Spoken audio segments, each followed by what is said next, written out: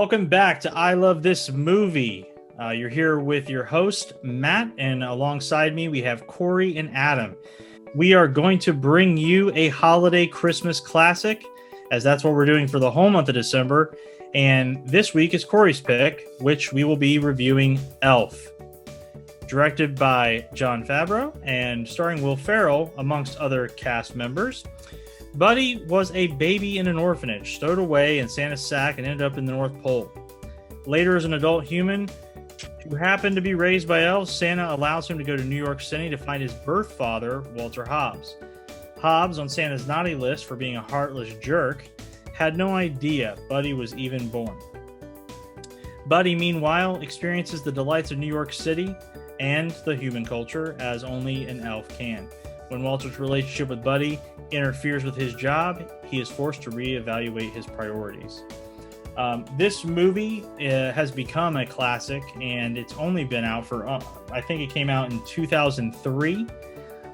So it's not been out for very long, but it has become something that has become quite a phenomenon. People are reciting lines. There's one-liners all day long. They're dressing up for him for Halloween, for Christmas, you name it. Buddy the Elf. This has become an instant classic, a holiday classic. And although it was made in 2003 and it hasn't been out for very long, it is full of one-liners, memorable quotes, memorable scenes, some of which we'll talk about today. But I really enjoyed this movie. It's one that I'll continue to watch every holiday season, as many of you do. But I want to get some initial thoughts from both Adam and Corey. So, Corey, this was your pick this week, so I'll turn it over to you for your initial thoughts about the film. Absolutely, thanks. As you said, this is a fairly new holiday classic, but in my house, we watch it every year. It's full of just so many funny moments because it's Will Ferrell and Jon Favreau in the helm. There's just so many odes to prior, movies, even from the beginning. With the odes to, the old Rudolph films. And, I just really enjoyed it from beginning to end. There's just so many small parts. It's just so much fun. So many fun quotes. I really like the movie. Yeah, when you say fun quotes, I think that's one of the things that really makes this movie a must-see every year. I mean, let's go through the list of the quotes that we all know. Buddy the Elf, what's your favorite color? You smell like beef and cheese. Okay, what are some other ones that are classics? I'm singing. Exactly. I mean, the writing is brilliant, and it's very difficult. I mean, you can't plan those one-liners and those classic quotes to be just repeated throughout the culture. My other favorite one, before we move on with more initial thoughts, is whenever his dad thinks that it's a singing telegram, and he says, "What are you doing? You got this get up and everything," and he goes, "I love you, I love you, I love you." Yeah, so exactly. Good. And then just to finish on that, I think the quote that maybe I use more often than the other ones is, "He's an angry elf." It's a good one. All right, so Corey, what else do you think? You did pick this. What else do you think? What about Will Ferrell? What do you think about his casting? I just thought he was just perfect. I don't think I could really imagine anyone else doing it. I know later on we'll talk about probably some other casting that could have happened. But yeah, it's just really hard to really see anyone else in this role. He was just great. I really just enjoyed, everything, all the work they put in. You could tell from the beginning, all the sets, the forced perspectives they had to do at the beginning to make him look even bigger than he is. All the scenes, it was just great all around. Yeah, and you guys know this about me. Those of you who will be watching regularly, you will know that I hate with a passion unnecessary CGI. And if this was made today, you guarantee that they wouldn't use forced perspective. They wouldn't have used claymation. It would have been a CGI mess. And I really appreciate that they did it the old way and the hard way, because it really does. It does make a difference. it does make a difference when you see Will Ferrell, who is 6 feet taller than the rest of the elves. It actually makes it look better than if it was just a CGI and green screen. Yeah, it definitely could have just been the easy route. They could have done CGI. They could have just gotten like legit kids to be the elf, but they used adults, and just with that perspective and the way they shot it, made it look more realistic than it ever could have been. And they got really creative, and that amongst other things is the reason why it took close to 10 years just to finish it, and it wasn't rushed, and they believed in it. And I would have never thought in a million years that before all this, Will Ferrell, the SNL characters that he played, would be Buddy the Elf, but now I can't imagine anybody else ever being Buddy the Elf. Oh, same here. I think about who would be in this movie if it was made in 2020. For a fact they would either try to get Vin Diesel or The Rock to play Buddy the Elf, or somebody that would just not have fit, and it would have been it would have bombed at the box office, and we've never heard of it again. I was gonna say Kevin Hart, but I feel like he would just like fit in. I say he is kind of elvish to begin with. Yeah. And another casting choice that I thought was brilliant was bringing in James Caan to be Buddy's father. I mean, he has that New York tough guy persona. I mean, he played Sonny Corleone in The Godfather, and you see a lot of that coming out when he gets angry. It was just a perfect oil and vinegar, night and day difference between Will Ferrell's portrayal of Buddy, which in my mind, he's playing him like a golden retriever. He's just happy and dumb and loves everybody, and he's just happy to be here, And then you have James Caan, who has no nonsense, and he's all deadlines and money and work. And yeah, I thought that was a brilliant choice.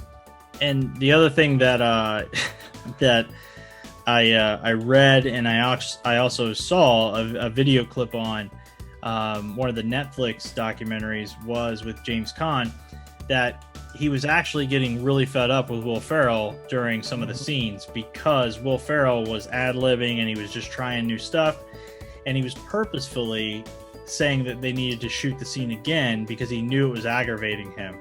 And there's the scene where he's in the bed and he keeps on asking for his dad to tuck him in and tell him a story and come back.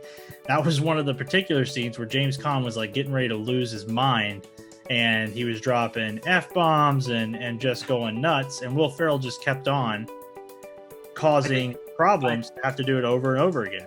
And I think it's the Tickle fight scene, right? The Tickle fight scene is where that really got to him. Yep, because you have Will Ferrell, who, again, big dude, is basically manhandling a grown man, the same man, to your point, that was in The Godfather, this tough guy, is rolling around on a bed with him and holding him down. And, it wasn't going to end well.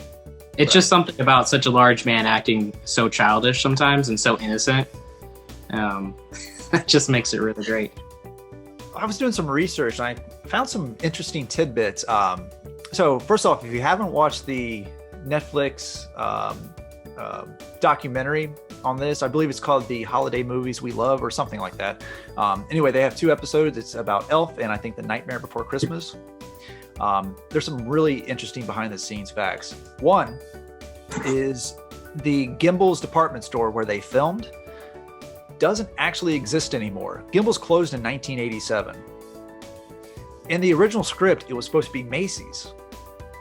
However, Macy's said, well, yeah, we can absolutely, we're open to this. You can film in our Winter Wonderland, but we have one condition. The scene where Buddy pretty much confronts the fake Santa, not the real Santa, calls him, he sits on a throne of lies. You got to cut that scene, because at Macy's, there's only one Santa, and that's the Macy's Santa that you see in the parade. Well, obviously the writers and the producers and Jon Favreau is not going to cut one of the best scenes in the entire movie. So they said, well, sorry, Macy's, we're going to Gimbel's. So they decided to move it across the street over into the, at the time, defunct Gimbel's. Another thing, found this pretty interesting is they had almost completely finished the North Pole scenes. Now, the North Pole scenes are iconic.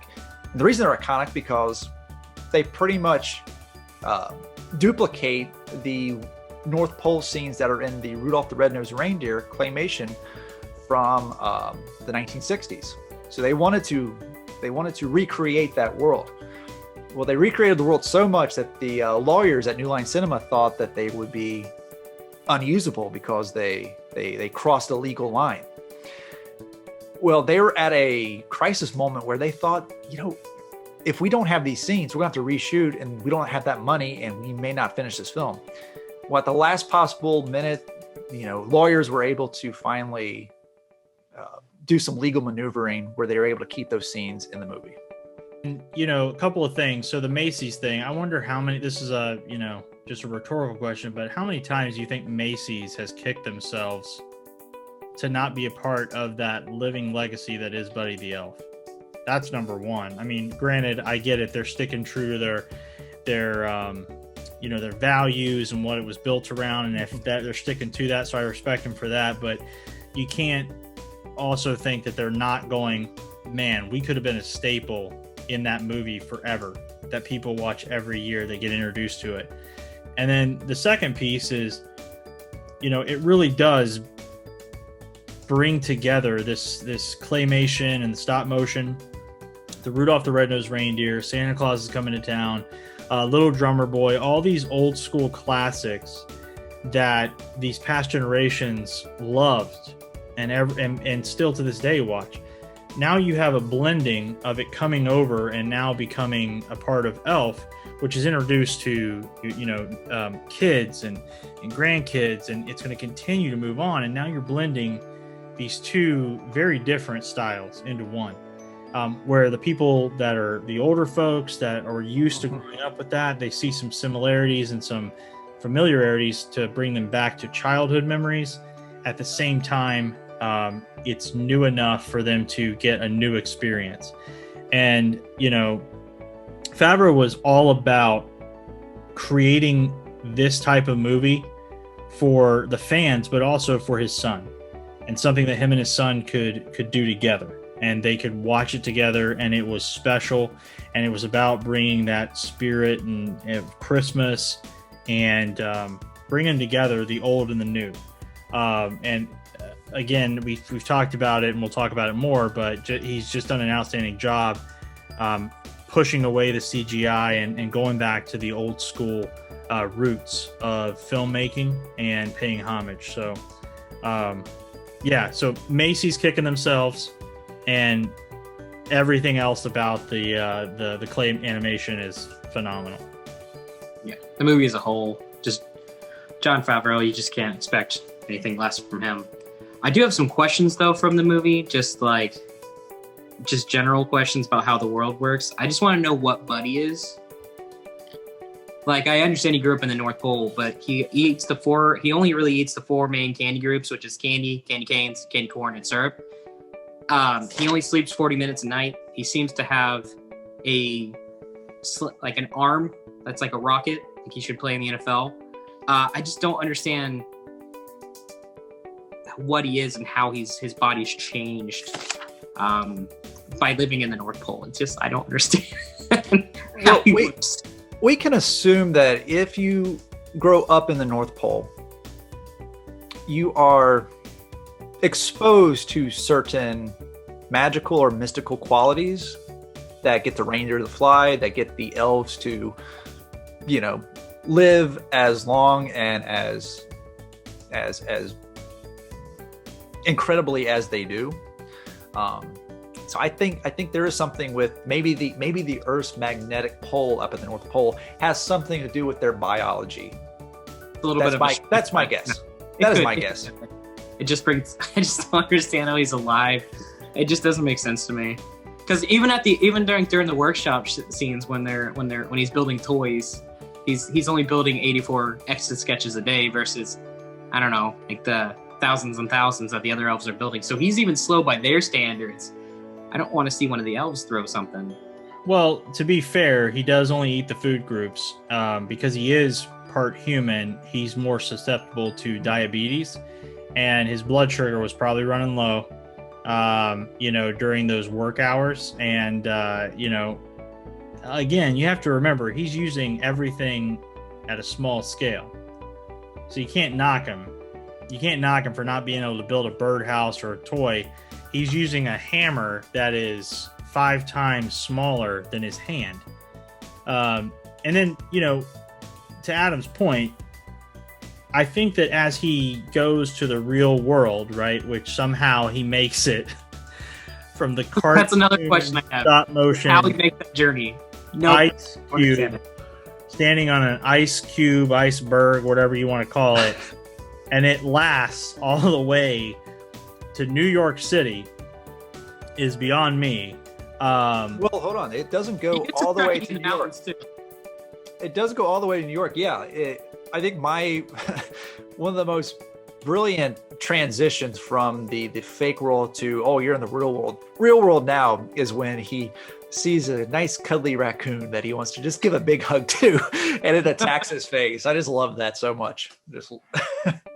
And but that's where I think, to Adam's point, that whenever the transition does happen, I think that once he leaves the magic of the North Pole, he's going to start transitioning into a more human type version. I mean, he starts drinking coffee. At one point, he dresses in the suit to try to be more like his dad. I mean, he's falling in love.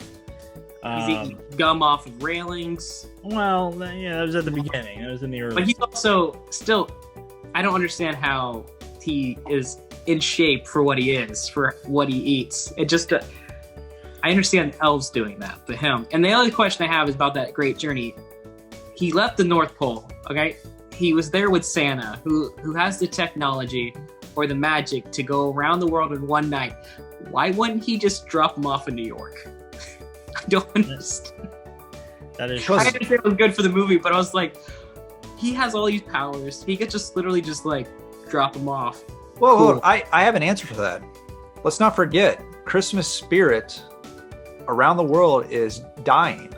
So they need a boost on Santa's sleigh just to get him to finish the night.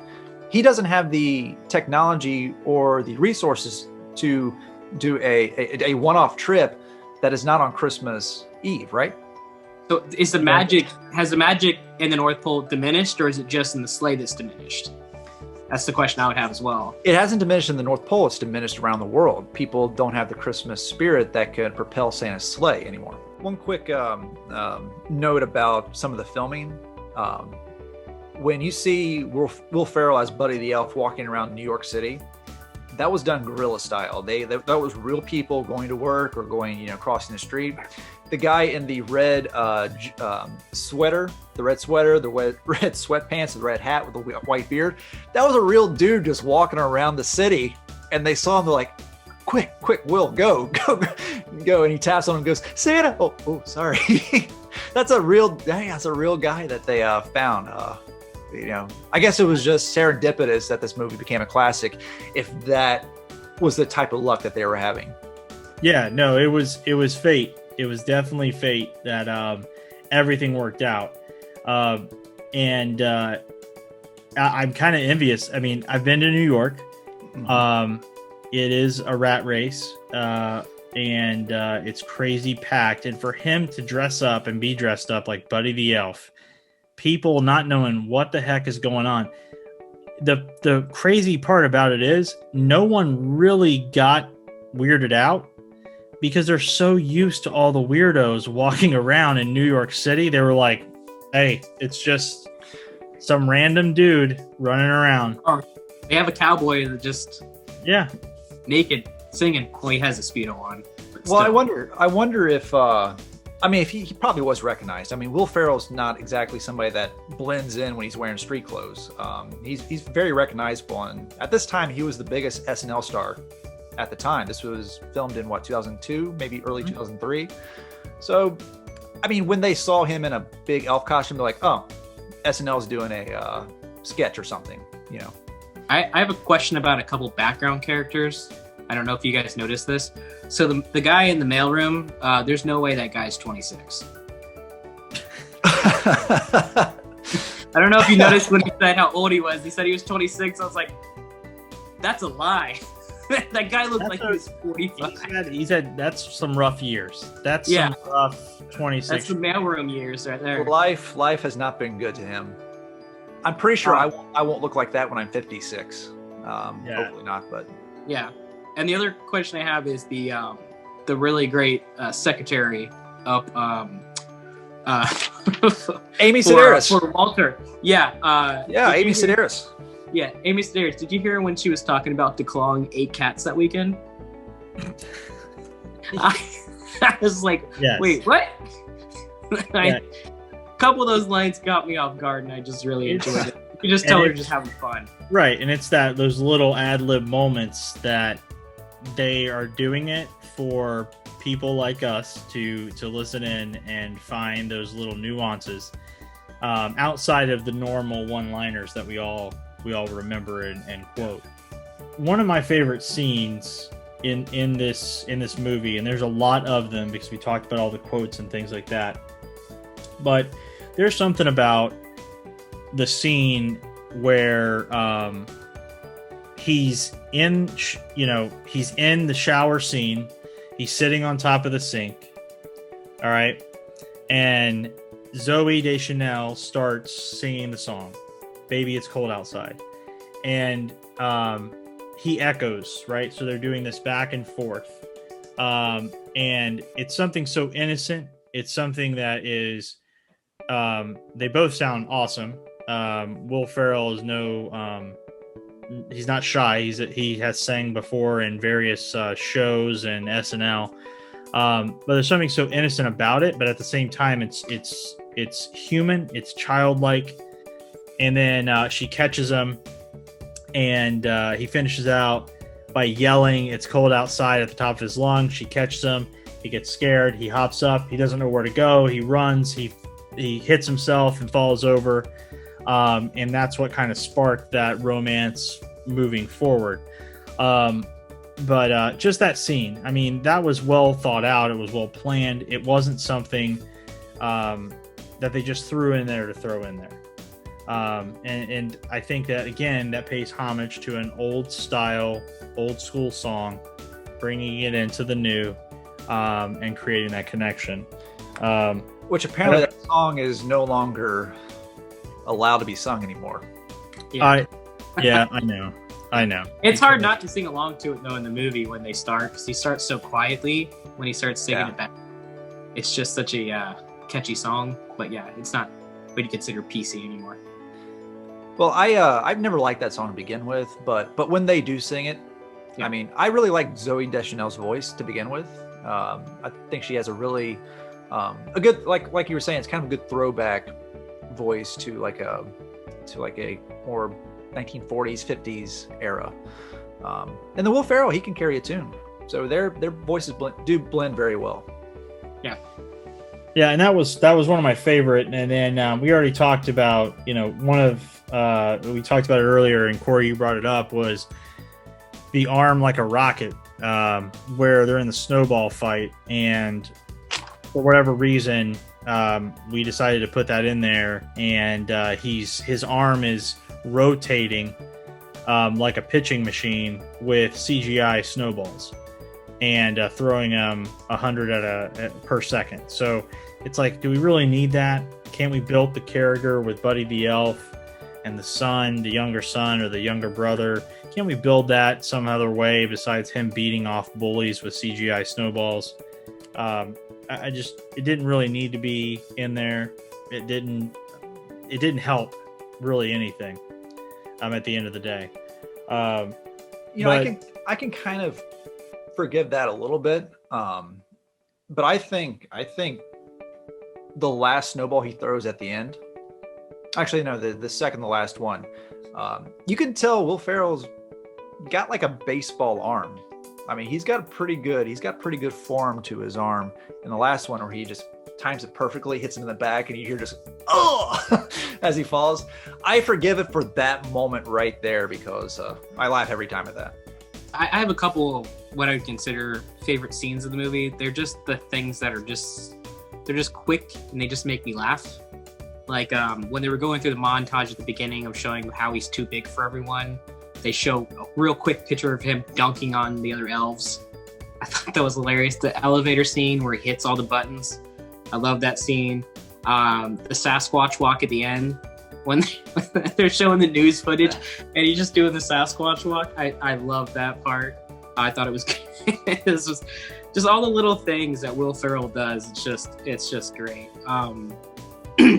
But as far as like, it's kind of hard to find something that I necessarily didn't like about the movie, because I really enjoyed it. There was a lot of, memorable scenes. Not so many of the ones where you wish to forget. But I think we can all attest, and it sounds like we're on the same page, that the use or lack thereof of CGI, and choosing not to use CGI and going the old school route was the best move that they could have picked. Which they did use CGI with the Santa sleigh. I mean, it was well done. It wasn't really bad CGI. Even for that time, it was actually pretty good. It wasn't Scorpion King CGI. Correct. No, yeah, I want to mention a couple things we haven't talked about yet. First off, Bob Newhart narrating at the beginning and being Papa Elf. Oh, again, another great casting choice. I was going to say that. Yeah.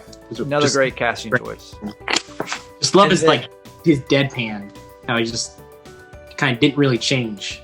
Oh yeah, and that's what he's known for. His stand-up comedy is brilliant. It's like that deadpan, especially when he's like talking into a phone. He does fake phone conversations, his pauses and the things he says and his stutter. No, it's brilliant. And then I was going back and forth between two scenes that are my favorite. I really like the fake Santa scene, and especially when they obviously fire fake Santa for having a fight in the middle of the Winter Wonderland, and then the department store manager, I can't remember his name, but he has the name tag of Wanda, because it was supposed to be Wanda Sykes who played that character. So he still wore the name tag Wanda. Man, he does such a good job. And then when he's sitting up as Santa with his beard hanging halfway down his neck, I love that moment. But I think my favorite scene in the entire movie is with the incomparable Peter Dinklage as Miles Finch. And you can tell Peter Dinklage is going to go on to amazing things. I mean, he was completely unknown at this point, 2003, unknown. So Game of Thrones wouldn't happen for another 7 or 8 years. He comes in and he is doing, he is so serious as Miles Finch, as this ridiculous children's writer. And then here comes Buddy. I mean, just the cringiest moment. And I absolutely love it so much because cringe comedy is what I live for. He just comes in and he just doesn't stop. And he's just constantly insulting him. And he has even no idea he's even doing it. I absolutely, I live for that scene. You're a mean elf. He's a mean elf. He's an angry elf. Angry elf, that's what it was. My bad. And then, he must be a South Pole elf. Oh, that was what I did write that down. I forgot about that. Yeah. And then he still doesn't get it. I mean, you can see Peter Dinklage just run across a table and he's got that look in his face. And then there's Will Ferrell. Look at you. He just brings his arms like he's going to give him a big hug. It shows he really didn't change that much as far as the innocence from the beginning of the movie, because it's kind of harpens back to that raccoon scene where he just doesn't recognize that this is something that's going to cause him harm. No, he's a golden retriever. He loves everybody. He trusts everybody, and he's just completely clueless about it. No, and that really embodies the childlike persona. And a lot of kids, they'll trust. They're gullible. They'll trust. They always look for the good in people. It's hard to get them to find the bad. So for him to open up his arms to Peter Dinklage that's running full force at him, getting ready to drop kick, and him being like, "Oh, come here. Look at you." I mean, that's just it's par for the course in the character. I was like you, Corey. It was having a hard time really trying to come up with a scene that I really didn't like. But after watching it and after thinking about it, I was like, okay, there's one scene that I just don't understand the point they were trying to get with. And that's the constant going back to the news reporter. What's her name? Is her name Charlotte something? I don't know. So. I don't know. She's a news reporter and she's constantly interviewing kids and people. And the one guy who is constantly hitting on her while she's trying to get questions out of him. Why? What is the point of that? That could have been cut, save some time, and it was just completely useless. I agree with you. Yeah, some of the things he said just completely out of left field. Like he said, "You got a good mouth." I was like, "Oh, okay." I forgot about that. So right now, yeah, that was a cringy part of the movie, and just didn't feel necessary. I agree with you. It was an odd scene. They just could have took it out and it wouldn't have changed the movie at all. It wouldn't have changed. It actually may have made that sequence, because that was like the climax of the movie. They were trying to get Santa back up before the mounted police in Central Park get to him, and then just cutting back to her, it just kind of like deflates the tension a little bit. I don't know if that's what they were trying to go with, like try to make it a little bit lighthearted, but I don't think it worked very well. Yeah, no, definitely agreed on those points. And we've discussed a lot of our favorite scenes, a lot of our favorite moments, some fun facts, some theories. But now we're at the part where we got to give it a rating. So, Corey, it was your pick. So thank you for bringing Elf to the review. And what are you going to rate it? So you're welcome. And this was a choice I had to make to pick this movie. I almost picked Die Hard, but that would have been a discussion I don't feel like we had enough time for, about if Die Hard's a Christmas movie. Maybe for some other time, maybe next year. 2021 seems fun. So when I rank these movies, especially Christmas movies, I'm ranking them as Christmas movies. So when I give this rating, I'm not saying this is like the best movie of all time, but I'm going to give it a 9.5 out of 10 just because I feel like it's one of the better Christmas movies. It's not overall like that. Like if you ranked like my top, like top best 100 movies of all time, it probably wouldn't be ranked that high, but as a Christmas movie, I would have to rank it that high. Okay. That's good. And I think you rated this higher than Home Alone 2. So that's a step in the right direction. It's a better movie, guys. I'll admit it. Listen, I went back and watched Home Alone 1 the other day. I think I made a mistake. But anyway, it's a better movie. No, but we could have told you that one. Yeah. I wanted to spice it up, guys. So, all right. So 9.5 out of 10. Adam, your rating?